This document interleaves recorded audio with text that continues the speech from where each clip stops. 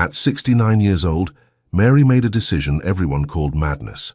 While her husband, after decades of marriage, demanded in court every cent of the mansion where they'd lived, Mary did the unthinkable. She simply pushed the keys across the table and walked out, taking nothing but a suitcase and a piece he would never understand. "You'll regret this when you discover you have nowhere to go," he shouted.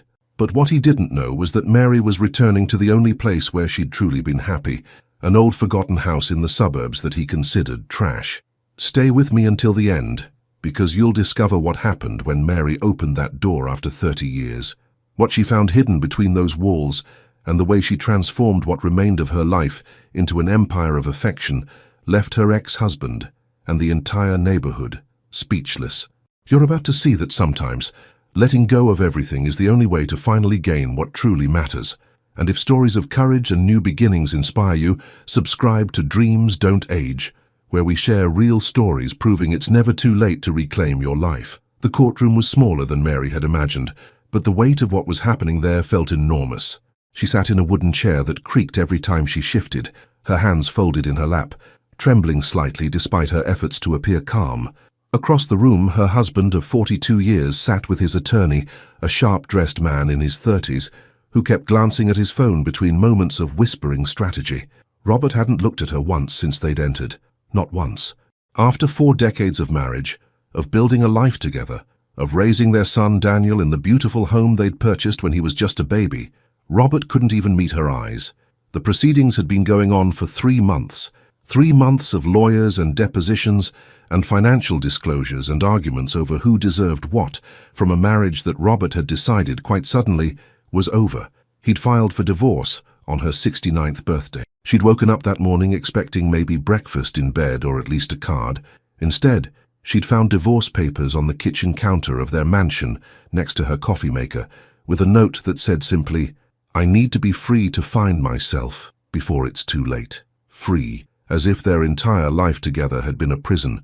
The mansion they'd lived in for 35 years was worth approximately $3.2 million. Robert wanted it. All of it. His lawyer was arguing that since Robert had been the primary earner throughout their marriage, he'd been a successful investment banker, while Mary had chosen to stay home and raise Daniel, he deserved the lion's share of their assets. Mary's lawyer, Patricia, was fighting back, but Mary could see in her eyes that the fight was uphill. The judge looked exhausted by the whole proceeding. Mary understood that feeling. She was exhausted too. Exhausted by the anger, the accusations, the way Robert's lawyer kept implying she'd been a burden rather than a partner. But she was most exhausted by something else, by the thought of Daniel, their 38-year-old son who lived in London with his wife and 2 children, being pulled into this mess. Daniel had been calling constantly, begging them to work it out, to go to counseling, to remember what they'd once meant to each other. Every call broke Mary's heart a little more because she could hear the pain in her son's voice. During a recess, Patricia pulled Mary aside. "I think we can fight this. We can argue for equal distribution. You gave up your career to support his. You raised your son. You managed that household for decades. You deserve half of everything." Mary looked through the courthouse window at the parking lot, where Robert stood smoking a cigarette and talking on his phone, probably to the girlfriend Mary suspected existed but couldn't prove. "What will it cost?" Mary asked quietly. "The fight. What will it cost Daniel to watch his parents destroy each other in court for the next year?" Patricia was quiet for a long moment. "It will cost him. It will cost everyone." Mary made her decision in that moment. Not because she didn't deserve better, not because she thought Robert was right, but because she had one thing left that mattered more than marble floors and prestigious addresses. She had her dignity, and she had her relationship with her son. When they returned to the courtroom, Mary did something that made Patricia gasp. She asked to speak. The judge granted permission. "Your Honor, I'd like to renounce my claim to the marital home and accept a settlement of $100,000. I believe this will allow us to conclude these proceedings quickly and with minimal continued conflict." The courtroom went silent. Patricia grabbed her arm. "Mary, you can't—" "I can," Mary said quietly. "And I am." The judge looked at Mary with something that might have been pity or might have been respect. "Mrs. Harrison, I want to make sure you understand what you're agreeing to. You're renouncing rights to a property worth over $3 million in exchange for $100,000. This is legally binding once you sign. I understand, Your Honor. I'm 69 years old. I don't have time left to spend years fighting over things. I'd rather spend whatever time I have left building something new. She signed the papers with hands that shook but didn't hesitate. Robert stood as the proceedings concluded. For the first time that day, he looked at her. "You'll regret this," he said, his voice cold. "When you realize you have nowhere to go, no one to take care of you, you'll regret giving up everything." Mary met his eyes calmly. "I'm not giving up everything, Robert. I'm giving up nothing that matters. There's a difference." She picked up her purse and walked out of that courthouse into afternoon sunshine. In her purse was a key she'd been carrying for 3 months, a key to a house she hadn't visited in over 30 years. The house where they'd lived when Daniel was born, a small 3-bedroom in a middle-class suburb, 40 minutes outside the city. The house they'd kept, meaning to sell it but never quite getting around to it. The house that Robert called that dump and had forgotten existed. The house that Mary had quietly, carefully kept in her name alone through a trust her father had set up decades ago. The drive to Maple Street took 45 minutes through traffic. These were small houses, most well-maintained but modest, chain-link fences instead of stone walls, cars in driveways instead of garages, children's bikes lying in yards. She pulled up in front of number 47. The house was small, 1 story, maybe 1,200 square feet, with white siding that had gone grey with age and a front porch that sagged slightly on one side. The yard was overgrown, the mailbox hung at an angle, and several windows had shutters that were missing slats. It looked abandoned because it had been. Mary carried her suitcase to the front porch. The key was old, brass, worn smooth. It had been on her keychain for decades. She slid it into the lock. It stuck, but eventually gave way, and the door swung open. The smell hit her first. Stale air, dust, a hint of mildew, but as her eyes adjusted, she saw past the decay. High ceiling, hardwood floors under debris, wooden benches, windows letting in shafts of light. This was real in a way the mansion had never been. She walked through the house slowly, the kitchen where she'd made Daniel's birthday cakes, the bathroom where she'd given him his first bath, the bedroom that had been his, with the growth chart marks still on the doorframe. She traced those marks with her finger. 6 months, 1 year, 18 months, all the way up to 6.5 years old. The master bedroom destroyed her. She sat on the dusty floor. This was where they'd been happy. Where they'd made plans late into the night. They'd been poor then but happy. When had that changed? She couldn't pinpoint the moment. It had been gradual, like erosion. That night, Clara slept in a sleeping bag in Daniel's old room.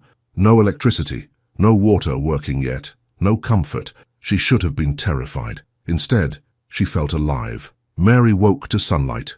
Her body protested the hard floor, but she started exploring. In the hall closet she found a box, Daniel's first pair of baby shoes, a photo album from his first year, some of her old teaching certificates, a Valentine's card from Robert dated 1985 that said, "To my beautiful wife, every day with you is a gift." She sat on the floor with these items and remembered being 27 and terrified, and so in love. The doorbell made her jump. A woman in her 60s stood there, holding a casserole dish. "Hi, I'm Margaret Chen from next door.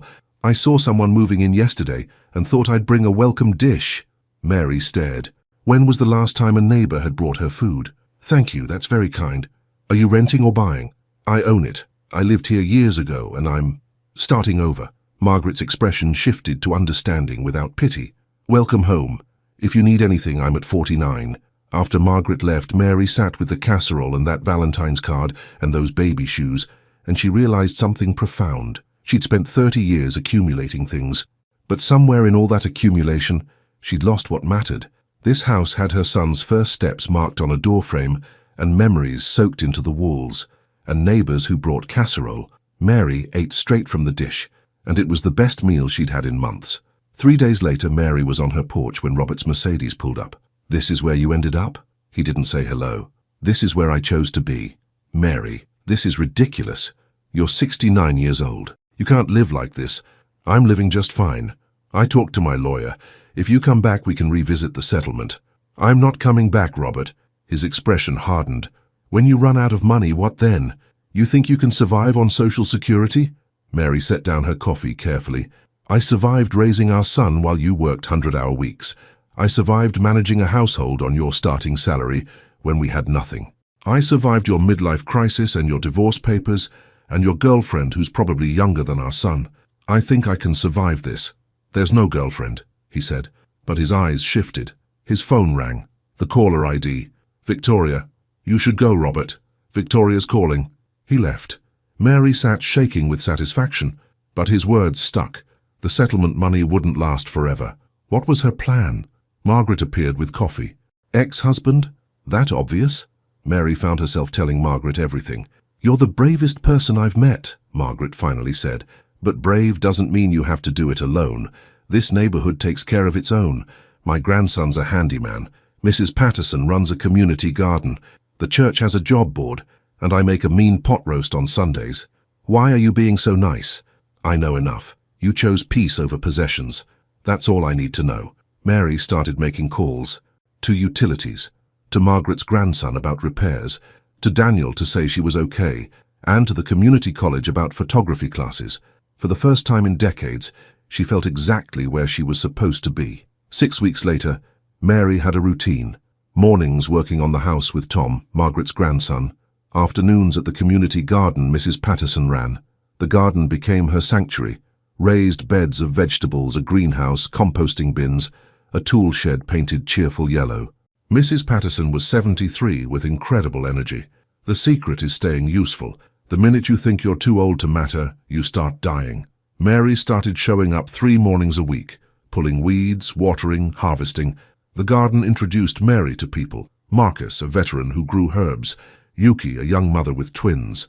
Father Michael, who maintained roses. They talked while they worked. Those small conversations filled something empty. One Saturday, Mrs. Patterson made an announcement. "What if we made the front section a community space? Free vegetables for anyone who needs them. Honor system. Take what you need, give what you can." Over the next 2 weeks, they transformed that section, putting up a cheerful sign. Mary found herself going daily, not just to work but to see who stopped by. Single mothers, elderly neighbors, teenagers. One afternoon, a woman about Mary's age stopped by, looking hesitant. "Is it really okay to just take some?" "That's why it's here." They talked while Mary helped her select vegetables. The woman, Linda, had been widowed 6 months ago and was struggling. "You know what you need," Mary said. "A cooking buddy. Someone to share meals with. I'm at 47 Maple. Come by Monday evening." Linda came Monday, and Wednesday, and Friday. By the 3rd week, it was understood. They cooked together 3 times a week. Other people started joining. Margaret, Mrs. Patterson, Marcus with chili, Yuki with Japanese recipes.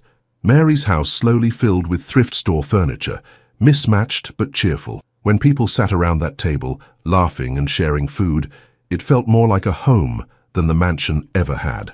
One evening, Daniel video called from London. "Mom, it looks like you're actually cooking." They chatted. Daniel clearly delighted to see his mother looking happy, covered in flour and surrounded by the comfortable chaos of a kitchen being used. "He's worried about you less now," Linda said after.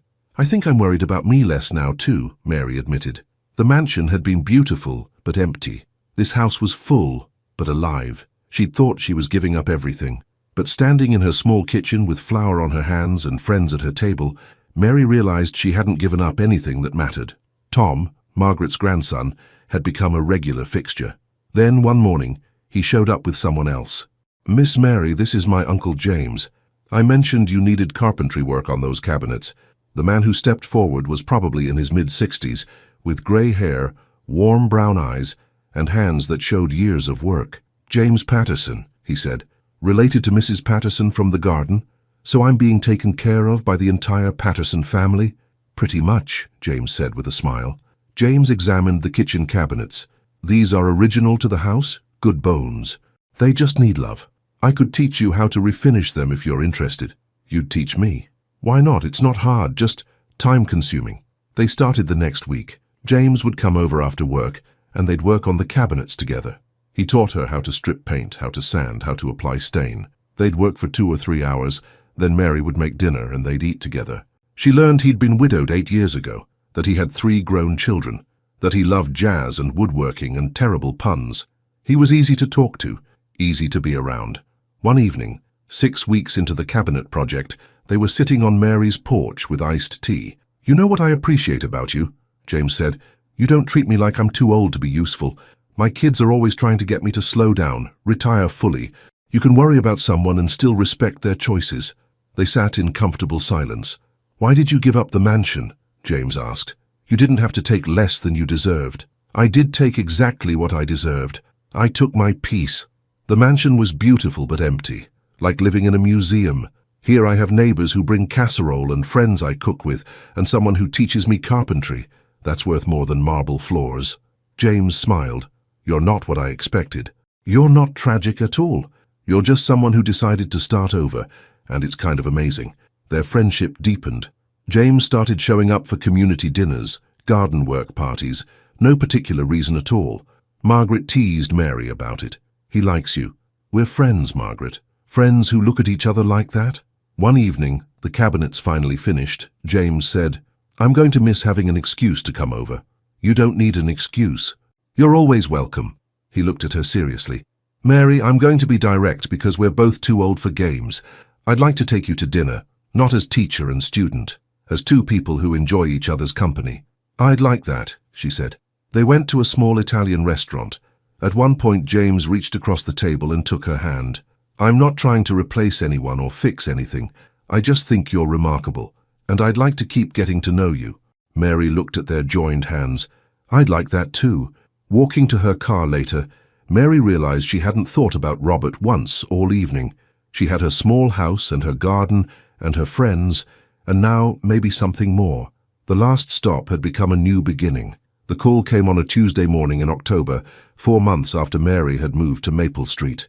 "Mum, I'm coming home. I got transferred. The London office is sending me back. We'll be moving back in 3 weeks." Mary stood in the garden with tears streaming down her face. Mrs. Patterson hugged her. "Happy tears?" "The happiest. My son is coming home." Daniel called 2 days before his flight. "Mom, Dad called. He wants me to stay at the mansion instead of with you. He said you don't have room, that it would be more comfortable." Mary's stomach clenched. "What did you tell him?" "I told him I'd think about it." "Mum, is your house really okay for all of us?" "It's not the mansion, Danny. It's small. 1 bathroom. But you're welcome here." Silence. "I'll let you know." The day of Daniel's arrival, Mary cleaned until the house gleamed. At 5 p.m., a rental car pulled up. Daniel got out, then Sarah, then the children. They looked at the house, at Mary standing with flour on her apron, and then Daniel smiled. "Mom!" He ran up and hugged her so hard he lifted her off her feet. "You came here," Mary said. "Of course. Dad's house is just a house. This is home." That evening, Mary made dinner for everyone. Her small kitchen was crowded. Daniel and Sarah, the kids coloring, Margaret with cake, James bringing wine. It was chaos and perfect. Later, Daniel and Mary sat on the porch. "Dad called while we were at the airport. He was angry I chose here." "I'm sorry." "Don't be." "Mum, when you split up, I was angry at him but confused about you. Why did you give up so much?" "To protect you." "I know that now. You didn't give up anything important. You gave up stuff, but you kept your dignity and your peace and your ability to build something real. Look at this. You built a community in 4 months. You're happy. Dad lives in that big empty house with his girlfriend and complains about being bored." "There is a girlfriend then?" "There is. Her name's Victoria. She's 35 and she's nice, but wrong for him. My point is, you made the right choice, and I'm proud of you. You being here means everything to me. Wherever you are, that's where home is." From inside, they could hear Sarah reading to the children. "It's not much," Mary said. "It's everything," Daniel corrected. 6 months after Daniel's return, Mary stood in her backyard looking at the transformation. What had been overgrown and forgotten was now alive. The community garden had expanded. String lights hung between trees. A fire pit sat in the center, surrounded by mismatched chairs. Today was the first neighborhood potluck, an idea that had grown into something bigger. People kept arriving with dishes and drinks and blankets. Marcus brought chili. Linda made bread. Mrs. Patterson contributed sauce. Daniel and Sarah set up tables while the grandchildren chased fireflies. James was at the grill. Margaret directed traffic. The backyard filled with people. As the sun set, someone started playing guitar. Mary moved through the crowd and at one point stood back just to watch. This small house, this modest yard, this simple gathering, it was everything. "You look happy, Mom," Daniel said. "I am, genuinely, completely happy. You deserve it. I think I should thank your father. If he hadn't blown up our life, I never would have found my way here. I spent 40 years being the woman Robert needed me to be. I forgot how to be just Mary. The next day, Robert called. I heard you're doing well. I made a mistake. With Victoria, with the divorce. I miss our life. I miss you. Maybe we could talk. Robert, I wish you happiness, but our chapter ended. I've started a new book and I like the story I'm writing. You're living in that dump. You can't prefer that. Mary looked around her kitchen. At the cabinets James had taught her to restore. At the table where she hosted dinners. At the window overlooking the garden. At grandchildren photos on the fridge. I don't just prefer it, Robert. I love it. I love my life. I love who I've become. And none of that would have been possible if you hadn't forced me to let go of a life that was slowly suffocating me. So thank you. She hung up. That evening, James came over. They cooked in comfortable silence. I love you, James said suddenly, while chopping vegetables. Mary stopped stirring. What? I'm 68 years old. I don't have time to wait for the perfect moment. I love you. I love you too. He kissed her in the kitchen with onions on the cutting board and sauce bubbling. It was better than passionate youth kisses. It was two people who'd lived long enough to know what mattered. That night, sitting on her porch with James's hand in hers, Mary thought about the journey, from the courthouse to this porch, from divorce papers to grandchildren in her yard. She was 69. Small house, social security budget, thrift store clothes, old car, mismatched furniture. And she had never been richer, because she had love, community, purpose. Family choosing to be near her from affection, not obligation. Friends who valued her. A garden feeding neighbors. Skills taught herself. Confidence earned. Happiness built with own hands. The mansion had been impressive. This was home. She'd learned sometimes the last stop isn't ending. It's where you finally start heading right. No regrets? James asked. Not a single one. In darkness, surrounded by neighborhood settling to sleep, Mary knew truth. She'd let go of everything she thought mattered and found everything that actually did. Sometimes that's not loss. Sometimes that's the greatest victory of all. If this story touched your heart, leave a comment with one word: resilience, courage, faith, strength, a word representing how this story spoke to you. She carried her suitcase inside and set it down in what had been Daniel's bedroom all those years ago. The walls still had faded marks where his posters had hung. The closet door still stuck the same way it always had. She remembered standing in this exact spot 30 years ago, helping him pack for college, both of them crying because her baby was leaving home, even though he was 18 and ready, and it was time. That had been in this house, not the mansion. They'd moved to the mansion the year after Daniel left for college, when Robert's career had taken off and suddenly they could afford luxury. Mary had thought the timing was perfect, new house for a new chapter. But looking back now, she wondered if that's when they'd started losing each other. When the house got bigger, but the connection got smaller. She spent the rest of the day making the house barely livable. She found a hardware store and bought cleaning supplies, light bulbs, a few basic necessities. She scrubbed floors and windows until her hands were raw. She swept out years of dust and debris. She made the bathroom functional and one bedroom clean enough to sleep in without a sleeping bag. By nightfall she was exhausted, but the house felt less abandoned. She'd brought it back to life just a little bit, just enough. As she lay in her sleeping bag that second night, she thought about what Margaret had said, about community, about not having to do this alone.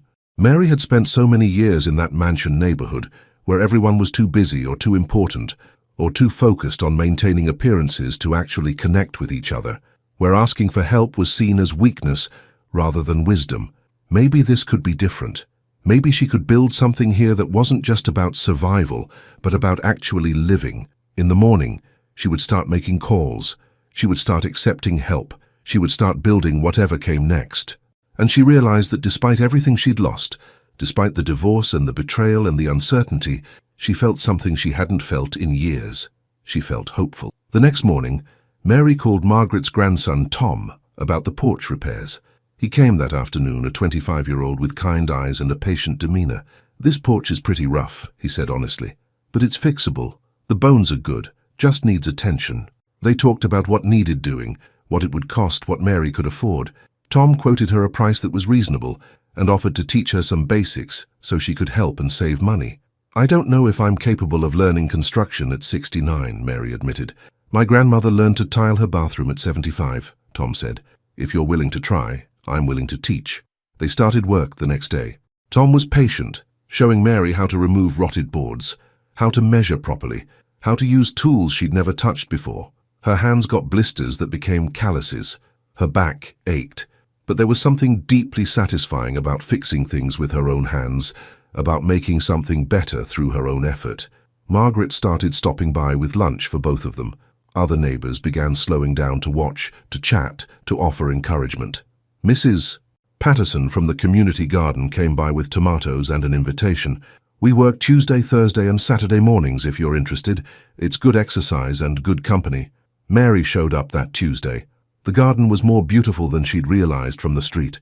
Rows of vegetables growing in neat raised beds, herbs in containers, flowers mixed in with the food plants, a small greenhouse with seedlings, and people, maybe a dozen of them, ranging in age from a young mother with a baby in a carrier to an elderly man who moved slowly but kept working.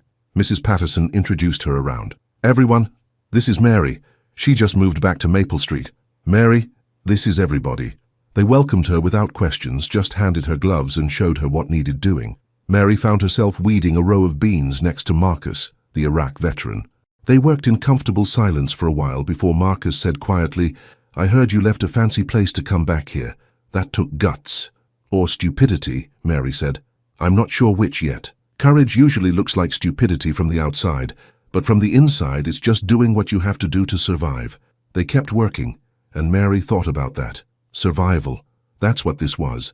She was surviving the ending of her marriage, the loss of her home, the fear of starting over. And somehow pulling weeds in a community garden at 69 years old felt like exactly the right kind of survival. The weeks turned into months. The porch got fixed, and Tom moved on to helping with other small repairs. The house slowly became more livable. Mary bought furniture from thrift stores and yard sales.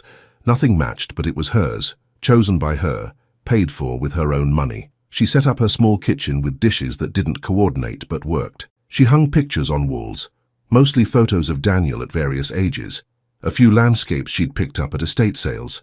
She made the house her own, in a way the mansion had never been. The mansion had been decorated by a professional, everything coordinated and impressive and cold. This house was decorated by life, by necessity, by what made Mary happy rather than what would impress visitors. One morning, about 2 months after she'd moved in, Mary woke up and realized she felt at home. Actually, genuinely at home. Not just living somewhere, but belonging there. It was a feeling she'd almost forgotten existed. That same week, Linda stopped by the garden looking lost. Mary recognized the expression, grief that hadn't quite healed, loneliness that felt permanent.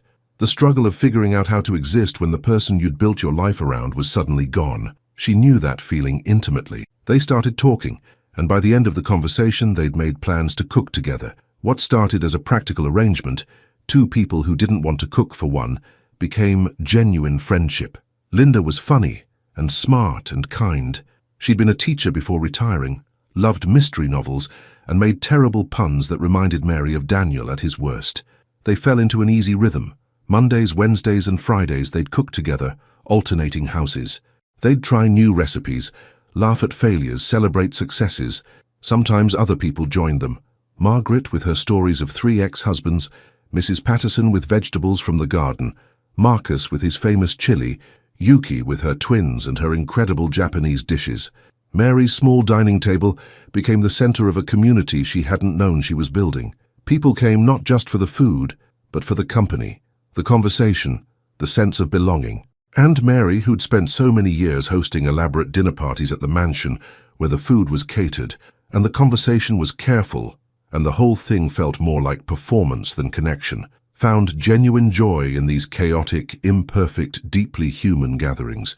One evening, after everyone had left and Mary was cleaning up, she looked around her small kitchen with its mismatched dishes and crowded counter, and she smiled. This was what she'd been missing. This was what the mansion's marble floors and designer fixtures had never provided. This was home. Tom showed up one morning with his Uncle James, and Mary's life shifted again in ways she didn't expect. She wasn't looking for romance. She was 69 years old, recently divorced, still figuring out how to be alone after 4 decades of marriage. The idea of dating felt absurd, impossible, completely off the table. But James wasn't trying to date her. He was just trying to help with her cabinets, and somehow in the process, they became friends. Real friends. The kind of friends who could work together in comfortable silence, who could talk about everything or nothing, who could be themselves without performance or pretense. James had his own grief. His wife had died 8 years ago after a long battle with cancer. His children worried about him the way Daniel worried about Mary. He understood what it felt like to be treated like you were fragile when you were actually just trying to live. They worked on the cabinets for weeks. Stripping the old paint was tedious work that required patience more than skill. James taught Mary how to sand properly, how to feel when the wood was ready for stain, how to apply finish without leaving marks. They'd work for hours, and sometimes they'd talk about their lives, their marriages, their children, their grief, their hopes. Other times they'd work in silence, just the sound of sandpaper and the radio playing oldies in the background. Mary found herself looking forward to those evenings, not because she was falling in love, she wasn't, not yet, but because James made her feel seen in a way she hadn't in years.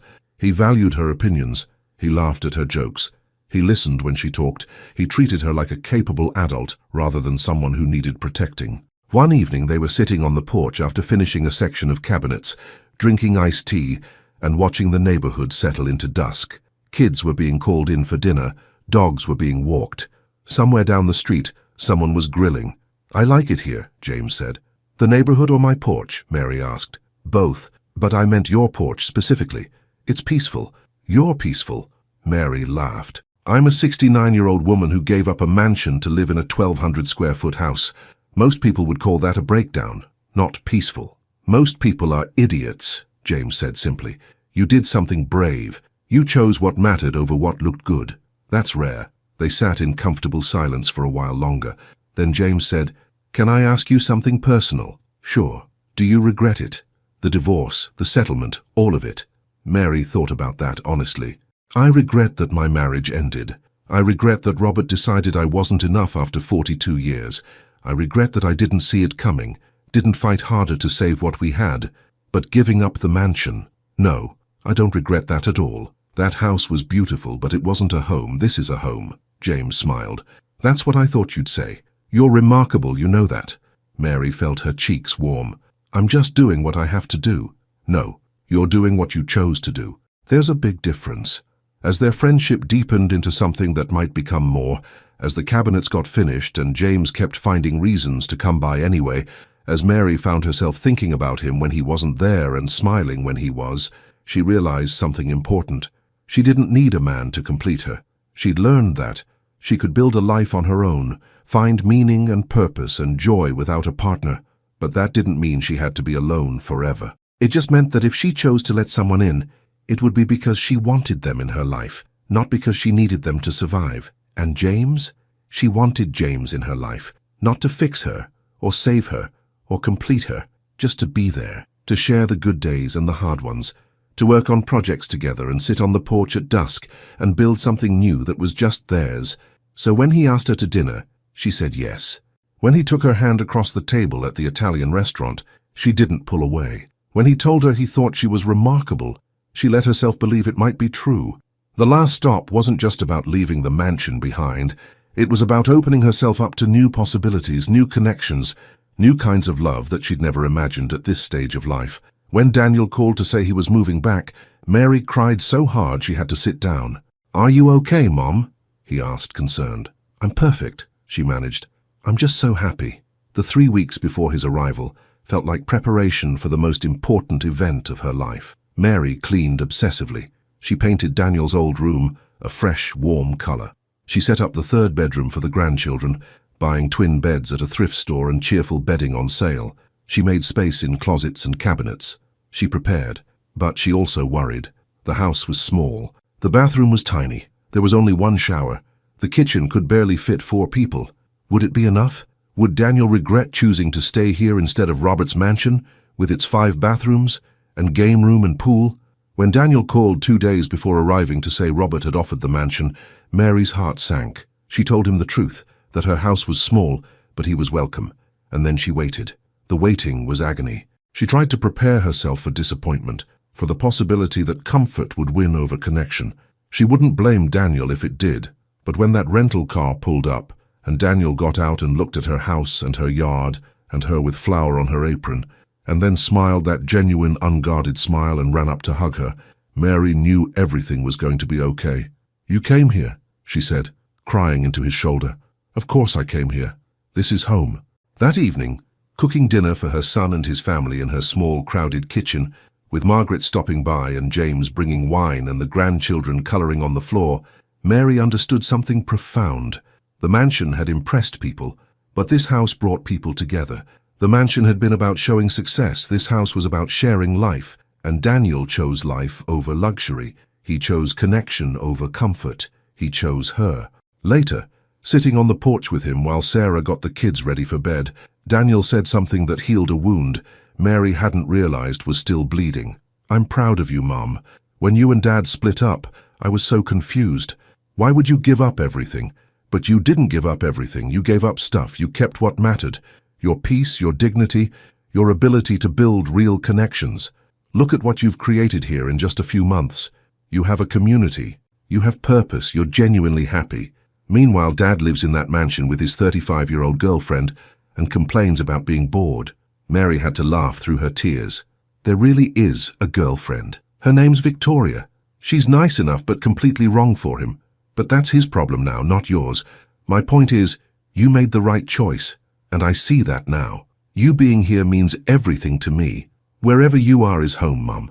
I finally understand that. From inside, they could hear Sarah reading to Emma and Michael, their sweet, sleepy voices asking questions. The neighborhood was settling into evening quiet. It was perfect in its imperfection.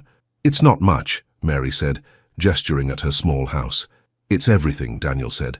And for the first time since Robert had left her, Mary believed that might actually be true. 6 months later, the backyard had transformed from overgrown wilderness into a community gathering space. The garden had expanded with James's help. More raised beds built from reclaimed wood, string lights hung between trees, creating magic in the evenings. A fire pit made from salvaged bricks sat in the center, surrounded by mismatched chairs collected from garage sales and donations. Today was the first official neighborhood potluck, though really it was maybe the 20th unofficial gathering. People just kept showing up at Mary's house with food and conversation and time. The official designation just meant they'd actually planned it this time. Marcus brought his famous chili. Linda made her incredible bread. Mrs. Patterson contributed tomato sauce from garden tomatoes. Daniel and Sarah set up a folding table, while Emma and Michael chased fireflies. James manned the grill, teaching Michael how to flip burgers safely. Margaret directed traffic with the authority of someone who'd organized 3 ex-husbands' lives and wasn't intimidated by a potluck. The backyard filled with people Mary had come to know and love. Neighbors from Maple Street and surrounding streets. People from the garden. Friends from the community college class. The book club Margaret had started. A tapestry of humans who'd been strangers 6 months ago and were now integral to her daily life. As the sun set, someone started playing guitar. Conversations flowed easily, crossing generations and backgrounds. Children played. Adults talked and laughed. Mary moved through the crowd, making sure everyone had food and drink, making introductions, facilitating connections. At one point, she stepped back to just watch. Her small house with its thrift store furniture, her modest yard with its mismatched chairs, her simple gathering with its potluck food and casual atmosphere. It was everything the mansion's catered parties had never been. It was real. "You look happy, Mom," Daniel said, appearing beside her with Emma on his shoulders. "I am. Genuinely, completely happy. Good, you deserve it. After everything Dad put you through. Actually, I think I should thank your father." "What?" "If he hadn't blown up our life, I never would have found my way here. I never would have learned that I could build something on my own. I never would have discovered that community matters more than square footage, that friends matter more than status, that being happy matters more than being impressive. I spent 40 years being the woman Robert needed me to be. I forgot how to be just Mary. This past year I finally figured that out." She looked around at the gathering. "I spent decades at that mansion feeling lonely in a crowd. Here, surrounded by people in my tiny yard, I feel connected. That's worth more than any amount of marble floors." Daniel hugged her carefully, Emma giggling on his shoulders. "I love you, Mom. I love you too, sweetheart."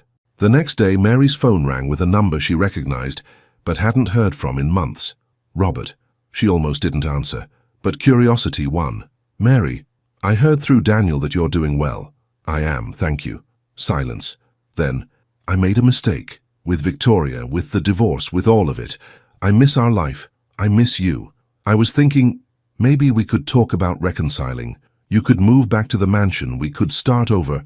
Robert, I wish you happiness. I genuinely do. But our chapter ended when you filed those papers on my 69th birthday. I've started a new book, and I like the story I'm writing now. You're living in that dump in the suburbs with thrift store furniture. You can't honestly tell me you prefer that to what we had. Mary looked around her kitchen, at the refinished cabinets James had taught her to restore, at the table surrounded by mismatched chairs where she hosted weekly dinners, at the window overlooking the garden that fed her neighbors, at the photos of her grandchildren stuck to the refrigerator with magnets, at the life she'd built from nothing. I don't just prefer it, Robert. I love it. I love my life. I love my home. I love my community. I love who I've become. And none of that would have been possible if you hadn't forced me to let go of a life that was slowly suffocating me. So thank you. Sincerely, thank you for setting me free. She hung up before he could respond. Her hands were shaking slightly, but her heart felt light. She'd meant every word. That evening, James came over for dinner. Just the two of them, Daniel's family having gone to explore their new neighborhood. They cooked together in the easy rhythm they'd developed, moving around each other in the small kitchen like they'd done it for years instead of months. I love you, James said suddenly while chopping vegetables. Mary stopped stirring the sauce. What? I'm 68 years old. I don't have time to wait for the perfect moment or the right setup. I love you. You don't have to say it back. I just wanted you to know. Mary set down her spoon and turned to face him. I love you too. I didn't think I'd ever feel this way again, but I do. He kissed her right there in the kitchen, with onions half chopped on the cutting board and sauce bubbling on the stove. It wasn't like the passionate kisses of youth with their urgency and heat. It was better.